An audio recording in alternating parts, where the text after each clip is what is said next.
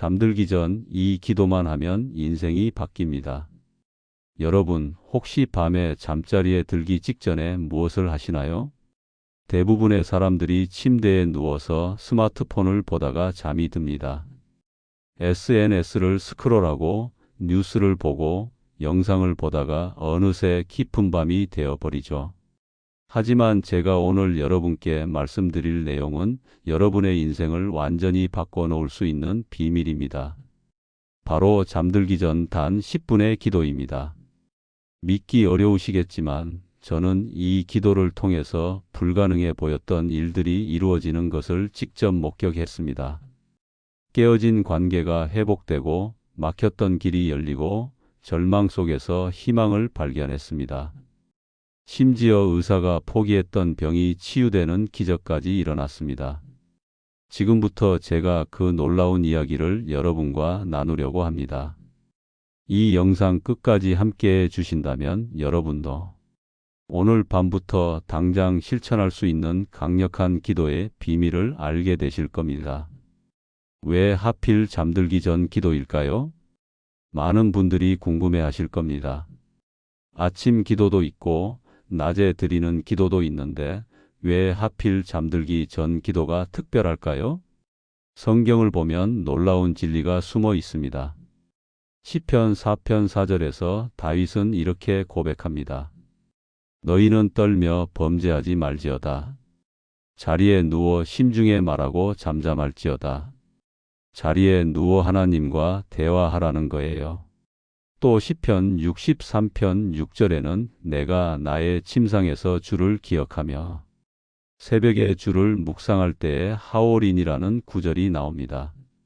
밤에 주님을 기억하고 묵상하는 것이 얼마나 중요한지 알 수 있죠. 과학적으로도 이것은 설명이 됩니다. 우리의 뇌는 잠들기 전 마지막으로 생각했던 것들을 밤새 처리하고 정리합니다. 심리학에서는 이것을 수면 통합이라고 부르는데요. 잠들기 전에 무엇을 생각하느냐가 우리의 무의식과 다음날 삶에 엄청난 영향을 미친다는 겁니다. 여러분이 만약 걱정과 불안으로 잠자리에 든다면 그 부정적인 생각들이 밤새 여러분의 마음속에서 자라납니다. 하지만 하나님의 약속과 감사, 그리고 평안으로 잠든다면 어떻게 될까요? 완전히 다른 내일을 맞이하게 되는 겁니다. 저는 몇 년 전만 해도 매일 밤 불안에 시달렸습니다. 내일 일이 걱정되고 해결되지 않은 문제들이 머릿속을 가득 채웠죠. 침대에 누워도 잠이 오지 않았고 겨우 잠들어도 악몽을 꾸곤 했습니다. 그러던 어느 날 한 목사님께서 이런 말씀을 해주셨어요. 잠들기 전 마지막 생각이 당신의 인생을 결정합니다. 그 시간을 하나님께 드리세요. 그날 밤부터 저는 변화를 시작했습니다. 그리고 지금 제 삶은 완전히 달라졌습니다. 잠들기 전 기도의 첫 번째 단계는 하루를 돌아보며 감사하는 것입니다. 우리는 너무 쉽게 당연한 것들을 잊어버립니다.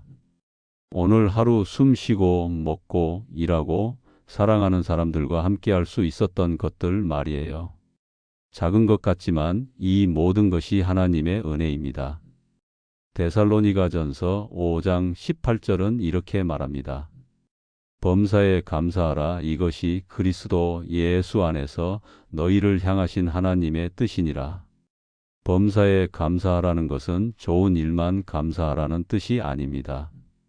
힘들었던 순간도, 실패했던 경험도, 심지어 고통스러웠던 시간도 감사의 제목이 될 수 있다는 겁니다.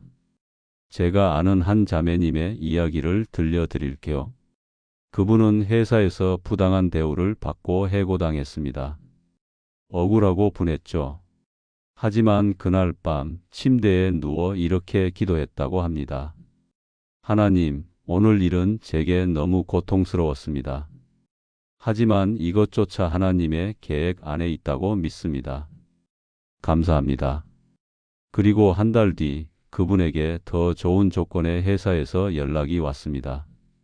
이전 직장보다 급여도 높고 근무 환경도 훨씬 좋은 곳이었어요. 나중에 알고 보니 이전 회사는 몇 달 뒤 부도가 났습니다. 만약 그곳에 계속 있었다면 더 큰 어려움을 겪었을 거예요. 감사는 우리의 시각을 바꿉니다. 문제에서 가능성으로, 절망에서 희망으로 눈을 돌리게 하죠. 매일 밤 최소한 3가지 감사 제목을 찾아보세요. 처음에는 어려울 수 있습니다. 하지만 계속하다 보면 감사할 것들이 끝없이 보이기 시작합니다. 그리고 그 감사가 여러분의 삶을 기적처럼 변화시킬 겁니다. 두 번째는 회개의 기도입니다. 이것은 많은 사람들이 건너뛰는 부분이지만 사실 가장 중요한 기도일 수 있습니다. 우리는 하루를 살면서 의식하든 의식하지 못하든 수많은 잘못을 저지릅니다. 누군가에게 상처 주는 말을 했을 수도 있고, 거짓말을 했을 수도 있고, 옳지 않은 생각을 품었을 수도 있습니다. 이런 죄들을 마음에 쌓아두고 잠들면 어떻게 될까요? 그것들이 우리의 영혼의 독처럼 퍼져나갑니다. 하나님과 우리 사이를 가로막는 벽이 되죠. 요한일서 1장 9절은 확실한 약속을 줍니다. 만일 우리가 우리 죄를 자백하면 그는 미쁘시고 의로우사 우리 죄를 사하시며 우리를 모든 불의에서 깨끗하게 하실 것이요. 회개는 우리를 자유롭게 합니다.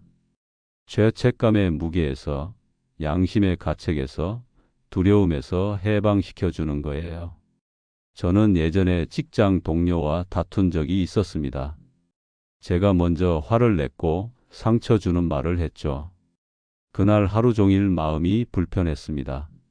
하지만 제 자존심이 사과를 막았어요. 그날 밤 침대에 누워 잠이 오지 않았습니다. 결국 하나님 앞에 무릎 꿇고 회개했습니다. 하나님, 제가 잘못했습니다. 제 교만과 분노를 용서해 주세요. 내일 그분에게 사과하겠습니다. 눈물로 기도하고 나니 마음이 편안해졌습니다. 그리고 다음 날 아침 용기를 내어 동료에게 사과했습니다. 놀랍게도 그분도 자신의 잘못을 인정하며 저에게 먼저 손을 내밀었어요. 깨어진 관계가 회복되었고 오히려 전보다 더 가까운 사이가 되었습니다. 성경에는 다윗의 이야기가 나옵니다. 다윗은 밧세바와 간음하고 그녀의 남편 우리아를 죽게 만든 큰 죄를 저질렀습니다. 하지만 선지자 나단이 그의 죄를 지적했을 때 다윗은 즉시 회개했습니다. 시편 51편은 그때 다윗이 드린 회개의 기도입니다. 하나님이여, 주의 인자를 따라 내게 은혜를 베푸시며 주의 많은 긍휼을 따라 내 죄악을 지워 주소서. 하나님은 다윗의 진심 어린 회개를 받으시고 용서하셨습니다. 물론 죄의 결과는 남았지만 다윗과 하나님의 관계는 회복되었습니다. 여러분, 오늘 하루를 돌아보세요. 혹시 누군가에게 상처를 주지 않았나요? 거짓말을 하지 않았나요? 욕심을 부리지 않았나요? 그것들을 하나님 앞에 솔직하게 고백하세요. 그러면 하나님께서 여러분을 깨끗하게 씻어주실 겁니다. 회개는 약함이 아닙니다. 오히려 강함입니다. 자신의 잘못을 인정하고 바로잡겠다는 용기이기 때문이죠. 세 번째는 내일을 하나님께 맡기는 헌신의 기도입니다. 우리는 내일을 걱정하며 잠듭니다. 내일 있을 회의, 내일 만날 사람, 내일 해야 할 일들이 머릿속을 가득 채우죠. 그 걱정 때문에 잠 못 이루는 밤을 보낸 적이 한두 번이 아닐 겁니다. 하지만 예수님은 마태복음 6장 34절에서 이렇게 말씀하십니다. 그러므로 내일 일을 위하여 염려하지 말라. 내일 일은 내일이 염려할 것이요. 한날의 괴로움은 그 날로 족하니라. 걱정하지 말라는 것은 무책임하게 살라는 뜻이 아닙니다. 오히려 하나님께 맡기고 믿으라는 뜻입니다. 잠언 16장 3절은 이렇게 약속합니다. 내 행사를 여호와께 맡기라. 그리하면 내가 경영하는 것이 이루어지리라. 여러분의 계획을 하나님께 맡기세요. 여러분의 내일을 주님의 손에 올려드리는 겁니다. 하나님, 내일의 모든 일정을 주님께 맡깁니다. 제 계획이 아니라 주님의 뜻이 이루어지기를 원합니다. 이렇게 기도하고 잠들면 놀라운 일이 일어납니다. 밤새 하나님께서 여러분의 내일을 준비하십니다. 여러분이 만날 사람, 여러분이 할 일, 여러분이 내릴 결정들을 하나님께서 인도하시는 거예요. 제가 아는 한 사업가 형제님의 간증입니다. 그분은 큰 사업 결정을 앞두고 있었습니다. 성공하면 큰 이익이지만 실패하면 파산할 수도 있는 중요한 결정이었죠. 밤마다 걱정으로 잠을 설쳤습니다. 그러던 어느 날 무릎 꿇고 이렇게 기도했다고 합니다. 하나님, 제 능력으로는 알 수 없습니다. 이 결정을 주님께 완전히 맡깁니다.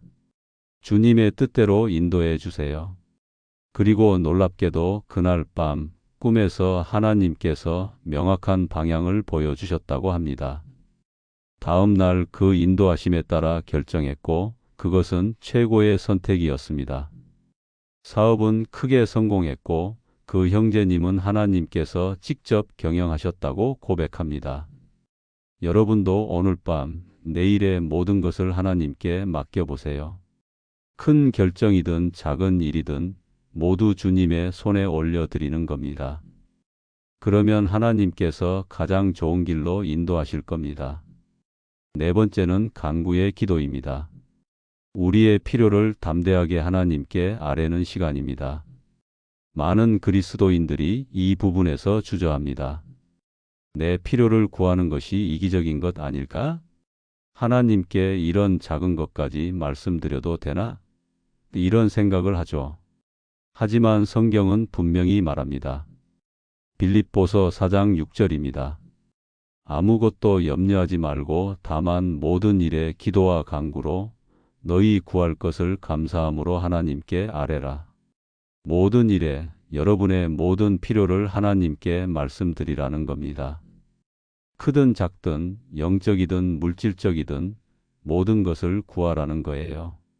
예수님도 마태복음 7장 7절에서 이렇게 말씀하십니다. 구하라 그리하면 너희에게 주실 것이요 찾으라 그리하면 찾아낼 것이요 문을 두드리라 그리하면 너희에게 열릴 것이니 하나님은 우리의 필요를 이미 아십니다. 하지만 구하길 원하십니다. 왜냐하면 구하는 행위 자체가 믿음의 표현이기 때문입니다.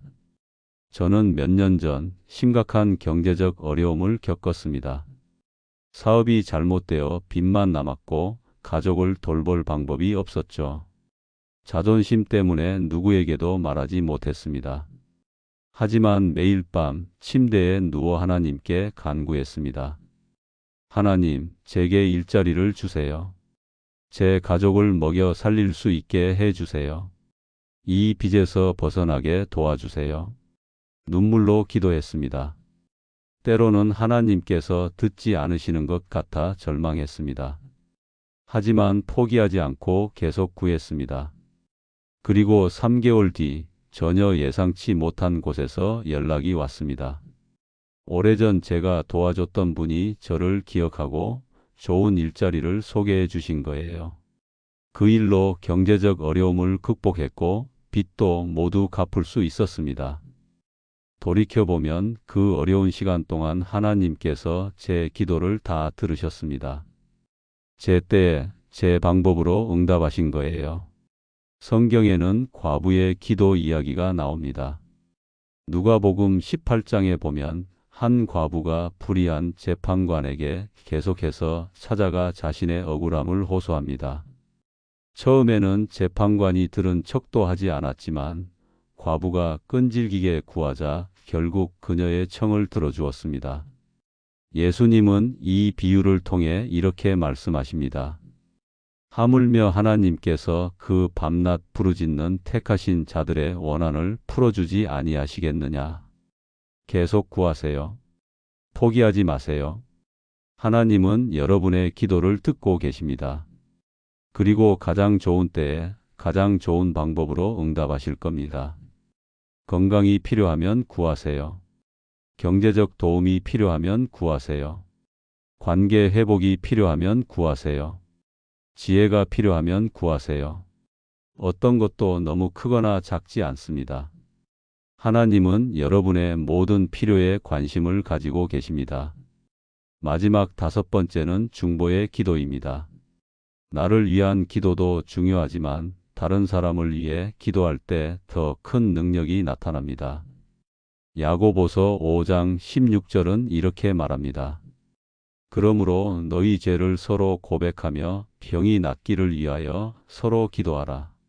의인의 간구는 역사하는 힘이 큽니다. 중보 기도는 우리가 다른 사람을 위해 하나님께 나아가는 것입니다. 마치 다리 역할을 하는 거죠. 하나님과 그 사람 사이에서 말입니다. 놀라운 것은 남을 위해 기도할 때 오히려 내 문제가 해결되는 경우가 많다는 겁니다. 욥기 42장 10절에 이런 구절이 있습니다. 욥이 그의 친구들을 위하여 기도할 때 여호와께서 욥의 공경을 돌이키시고 욥은 친구들을 위해 기도했을 때 자신의 모든 것이 회복되었습니다. 이것이 중보 기도의 힘입니다. 매일 밤 잠들기 전 여러분의 가족을 위해 기도하세요. 배우자, 자녀, 부모님, 형제 자매들의 이름을 하나하나 부르며 축복하세요. 하나님, 우리 아이를 지켜주세요. 학교에서도 친구들과도 어디서든 하나님의 보호하심이 함께하게 해주세요. 하나님, 우리 부모님의 건강을 지켜주세요. 늘 강건하시고 하나님의 은혜가 넘치게 해주세요. 또한 여러분의 친구들, 직장 동료들, 심지어 여러분을 힘들게 했던 사람들까지 위해 기도하세요. 마태복음 5장 44절에서 예수님은 이렇게 명령하십니다. 너희 원수를 사랑하며 너희를 박해하는 자를 위하여 기도하라. 제가 아는 한 집사님의 놀라운 간증이 있습니다. 그분의 아들이 심각한 마약 중독에 빠져 있었습니다. 여러 번 재활센터를 다녔지만 계속 재발했죠. 가족들은 절망했고 아들을 포기하려 했습니다. 하지만 그 집사님은 포기하지 않았습니다. 매일 밤, 때로는 밤새도록 아들을 위해 기도했습니다. 눈물로 금식하며 끝없이 기도했습니다. 2년이 지났습니다. 어느 날 새벽 집사님이 기도하고 있는데 아들이 방문을 열고 들어왔습니다. 무릎을 꿇고 울며 말했습니다. 엄마, 저 이제 정말 끊을게요. 하나님이 저를 부르시는 게 느껴져요. 그날 이후 아들은 완전히 변했습니다. 마약을 끊었고 교회에 나가기 시작했으며 지금은 다른 중독자들을 돕는 상담사로 일하고 있습니다. 기적이었습니다. 어머니의 중보 기도가 아들의 인생을 완전히 바꿔 놓은 거예요. 여러분도 오늘 밤부터 시작하세요. 여러분의 가족, 친구, 지인들의 이름을 적어놓고 매일 밤 한 명씩 위해 기도하세요. 특별히 어려움을 겪고 있는 분들, 병들어 있는 분들, 믿음에서 멀어진 분들을 위해 간절히 구하세요. 여러분의 기도가 그들의 인생을 바꿀 수 있습니다. 하나님은 여러분의 중보 기도를 통해 기적을 행하실 겁니다. 제가 이 5가지 기도를 매일 밤 실천한 지 이제 5년이 넘었습니다. 그동안 제 삶에 일어난 변화들은 정말 놀랍습니다. 첫째, 불면증이 사라졌습니다. 예전에는 밤마다 걱정으로 잠을 이루지 못했는데 이제는 기도하고 나면 깊은 평안 속에서 잠듭니다. 시편 4편 8절 말씀 그대로입니다.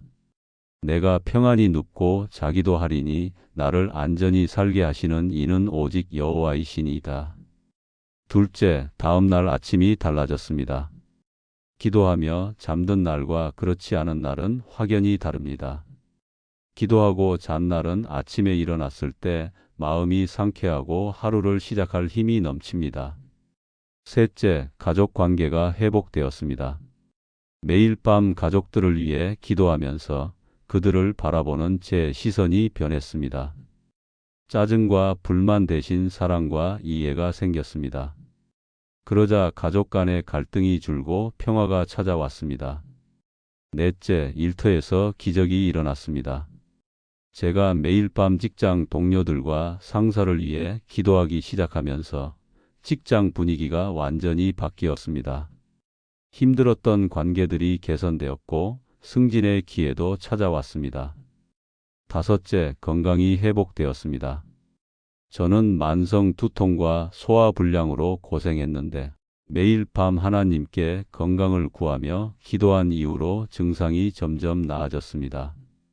지금은 거의 증상이 사라졌습니다. 여섯째, 경제적 돌파구가 열렸습니다. 매일 밤 재정을 하나님께 맡기고 구하는 기도를 드린 결과 예상치 못한 곳에서 수입이 생기고 빚을 갚을 수 있는 기회들이 찾아왔습니다.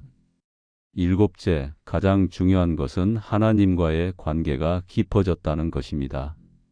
매일 밤 하나님과 대화하면서 주님이 정말 살아계시고 제 기도를 들으신다는 확신이 생겼습니다. 이것이 가장 큰 축복입니다. 이제 여러분이 오늘 밤부터 당장 실천할 수 있는 구체적인 방법을 알려드리겠습니다. 첫째, 잠들기 30분 전에는 스마트폰을 내려놓으세요. 스마트폰 대신 성경을 펴세요. 짧은 성경 구절 하나라도 읽으면서 마음을 준비하는 겁니다. 둘째, 조용한 곳으로 가세요. 가능하면 침대에 앉거나 무릎 꿇고 기도하는 것이 좋습니다. 자세가 마음을 집중하게 도와줍니다. 셋째, 종이에 기도 제목을 적어보세요. 감사, 회개, 헌신, 간구, 중보 이 5가지 항목을 적고 각 항목마다 구체적인 내용을 채워 넣는 겁니다. 처음에는 어려울 수 있지만 계속하다 보면 자연스럽게 됩니다. 넷째, 서두르지 마세요. 최소 10분에서 15분 정도 시간을 가지세요. 질보다 양이 아니라 진심과 집중이 중요합니다. 다섯째, 매일 같은 시간에 하세요. 습관은 반복으로 만들어집니다. 매일 밤 10시, 11시 등 정해진 시간에 기도하면 몸이 기억합니다. 여섯째, 포기하지 마세요. 처음 며칠은 어색하고 힘들 수 있습니다. 깜빡 잊어버릴 수도 있습니다. 그래도 괜찮습니다. 다시 시작하면 됩니다. 중요한 것은 계속하는 것입니다. 일곱째, 가족과 함께 하세요. 가능하다면 배우자나 자녀들과 함께 잠들기 전 기도 시간을 가지세요. 가족이 함께 기도하면 더 큰 은혜가 임합니다. 여기서 제가 직접 목격하고 들었던 놀라운 간증들을 몇 가지 더 나눠드리고 싶습니다. 첫 번째 간증은 암 진단을 받았던 한 권사님의 이야기입니다. 의사는 6개월 시한부라고 말했습니다. 가족들은 절망했지만 그 권사님은 매일 밤 하나님께 기도했습니다. 하나님, 제 생명이 주님 손에 있음을 믿습니다. 주님의 뜻대로 하옵소서. 하지만 제게 더 살 날을 주신다면 주님만을 증거하며 살겠습니다. 매일 밤 이렇게 기도하며 잠들었습니다. 그리고 3개월 후 정밀 검사를 받았는데 의사들이 깜짝 놀랐습니다. 암세포가 완전히 사라진 거예요. 의학적으로 설명할 수 없는 일이었습니다. 지금 그 권사님은 건강하게 교회를 섬기며 어디를 가든 하나님의 치유하심을 증거하고 계십니다. 시편 30편 2절 말씀 그대로입니다. 여호와 내 하나님이여 내가 주께 부르짖음에 나를 고치셨나이다. 두 번째 간증은 방황하는 아들 때문에 고통받던 한 어머니의 이야기입니다. 아들은 가출하여 어디 있는지도 모르는 상태였습니다. 경찰에 신고했지만 소식이 없었습니다. 그 어머니는 매일 밤 눈물로 기도했습니다. 하나님, 제 아들이 어디에 있든지 지켜주세요. 다시 집으로 돌아오게 해주세요. 주님의 품으로 돌아오게 해주세요. 6개월이 지났습니다. 어느 날 새벽 초인종이 울렸습니다. 문을 열어보니 아들이 서 있었습니다. 야위고 초췌한 모습이었지만 살아 돌아온 것만으로도 감사했습니다. 아들은 울면서 말했습니다. 엄마, 방황하는 동안 계속 엄마 목소리가 들렸어요. 기도하는 소리가 들렸어요. 그래서 견딜 수 있었고 결국 집으로 돌아왔어요. 어머니의 중보 기도가 아들을 지키고 다시 데려온 것입니다. 누가복음 15장의 탕자 비유가 현실이 된 거죠. 세 번째 간증은 사업 실패로 파산 직전이었던 한 형제님의 이야기입니다. 빚만 수억 원이 남았고 채권자들의 독촉이 끊이지 않았습니다. 자신을 해칠 생각까지 했다고 합니다. 하지만 교회 목사님의 권유로 매일 밤 잠들기 전 기도를 시작했습니다. 감사, 회개, 헌신, 간구, 중보의 기도를 빠짐없이 드렸습니다. 하나님, 이 모든 상황도 감사합니다.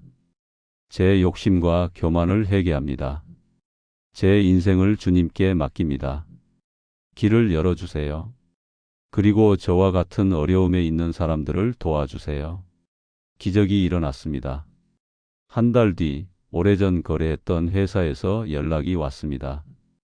큰 프로젝트를 맡기고 싶다는 거였습니다. 그 일로 빚을 갚기 시작했고 2년 만에 완전히 회복했습니다. 지금 그 형제님은 경제적으로 안정을 찾았을 뿐 아니라 어려운 처지에 있는 사람들을 돕는 사역을 하고 있습니다. 잠언 3장 5절 6절 말씀을 늘 고백합니다. 너는 마음을 다하여 여호와를 신뢰하고 내 명철을 의지하지 말라. 너는 범사에 그를 인정하라. 그리하면 내 길을 지도하시리라. 여러분의 인생에 기적이 일어날 것을 믿습니다. 하나님의 은혜가 여러분과 함께 하시기를 기도합니다. 이 영상이 도움이 되셨다면 좋아요와 구독 부탁드립니다. 그리고 주변에 힘들어하는 분들에게도 이 영상을 나눠주세요. 기도 제목이 있다면 댓글로 남겨주세요. 함께 기도드리겠습니다. 다음 영상에서 또 만나 뵙겠습니다. 하나님의 축복이 여러분과 늘 함께 하시기를 기도합니다. 감사합니다.